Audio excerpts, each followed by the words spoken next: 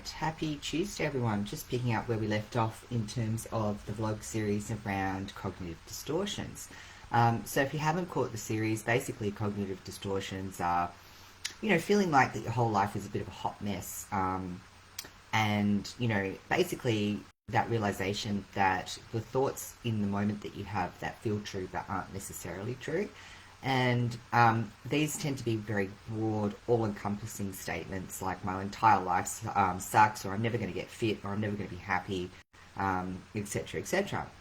And look, the thing is, right, most of us have these thoughts. It's not that everybody's aware of them, right?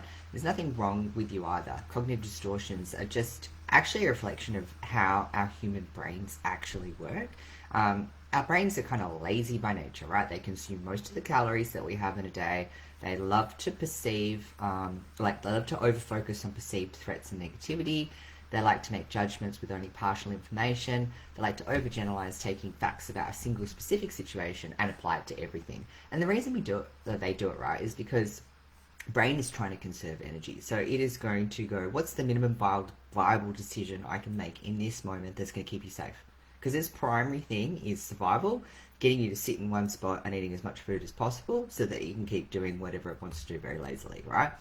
Helpful in a lot of situations, but maybe not with some other things that we need to do in modern society, right? And it also can cause us a lot of unnecessary anxiety, stress, angst, you name it, right?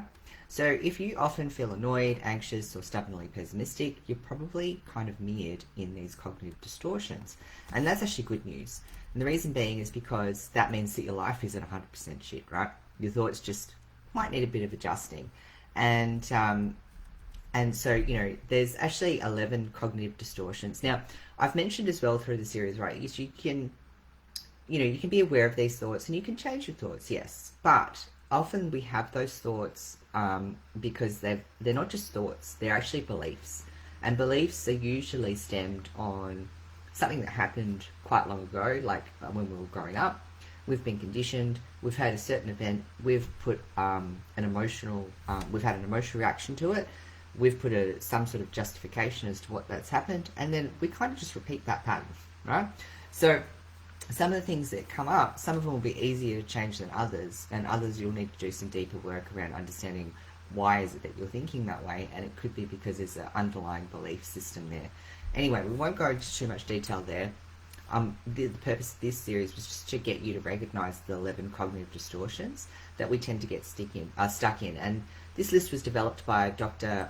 David Burns, who was a psychiatrist and the pioneer of cognitive behavioral therapy. Anyway, the whole idea was to just become aware of these distortions so that we can see our circumstances more clearly and realistically, which can lead to us feeling less stress, finding a path forward, and obviously feeling a little bit better as well, right? So the 11th one is blame, and this one is one that a lot of people get stuck in, right? And you see them, and the problem with blame is that blame stops us from actually seeing a situation as it should be, taking accountability of a problem and moving forward, right? Like, it might not be your fault that you're in a particular situation, but it is 100% your responsibility to resolve that and get yourself out of it, right? So blame is basically where you find fault instead of solving the problem, as I just said. And just like personalization, which was, sort of like everything happens around me, blame prevents learning and growth, right? You're always pointing a finger at someone or something else rather than being appropriately accountable for the things that you control and working to change them. And so examples of blame, what do they look like? It could be, I don't stick to that exercise program because the kids or my husband or my wife don't give me enough space or don't respect my boundaries and I can't ever get away to, get some exercise in, or because I have a lousy coach, or because my meal plan sucks, or whatever, right? I'm having trouble getting my business off the ground. People in my town just don't seem to care about health and fitness. I only eat this way because my kids are super picky and won't even look at a vegetable. And, so it's all those sorts of things, right? It's where we externalize or rationalize an event as being responsible or caused by something else external to us. So once you notice your thoughts and errors, right, and feel better, did you notice, like, throughout this series, have you caught yourself thinking any of these thoughts that fell into one or more of the above categories? Like, I certainly have, and it was a good reminder as well, because even though I'm aware of these, it doesn't mean that we're immune to them, and it's a constant work, right? Now, if these are all new to you, now that you know these distortions exist and that they're normal, the work going forward is to continue to become more aware of your thoughts and then notice when they're distorted, right? And it's good to just become more self-aware in general, right? Because it helps us to take a moment and reflect. And when we reflect on that, it gives us often the space that we need to think about, well, what do we want to do next? Now, the thing is once we recognize the distortions, what do we do, right?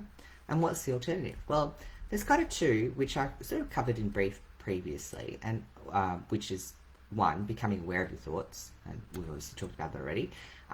And two is to recognize realistic thoughts. And what are realistic thoughts? Now, so I've talked about how you recognize cognitive distortions, but how do we actually recognize realistic thoughts to kind of counter that? And so what I'm going to do is I'm actually going to cover those in the coming days, because it's quite nuanced, and it's quite a helpful way as well. Sometimes we're not ready to kind of, process something that's a little bit traumatic for us. Now, I use trauma because there isn't a better word, right? Like, trauma kind of applies to as much as a paper cut as it does from something that's actually been, like, something that you might have post-traumatic stress disorder from, right? So trauma is a broad word that applies to many different things. But my point being is that sometimes we're not ready to deal with those deeper issues, right? But if we can actually just become aware of things like our realistic thoughts, then it helps us to kind of move past an area and kind of save that for later. So it helps us move past a point where we might have a roadblock or feel stuck. And so it could be something that helps us bridge that next that gap to get us to the next step. So basically, I'll go through that in the coming days. Let me know if if you're blaming someone or something at the moment for the reason that you're not getting something done that you want to get done. And then I want you to ask yourself as well, do I really want to get that thing done? Because sometimes it's easy to blame something else, like, oh, I would do this if I have $1 million, or I'd do this if I have more time, because it makes us feel like, oh, that's just something I don't have, so therefore I don't have to do this anymore. So if you did have those things, and that wasn't an issue, or whoever you're blaming isn't an issue, do you really want to do that thing? Because that is a deeper question, and if it's not a priority for you, then you can, potentially stop even worrying about it, right? And it's okay if there's things that you think you should be doing, but you don't really want to do, because that in itself, then when we honor that, gives us some other ways to unpack what's really going on and what do you really want.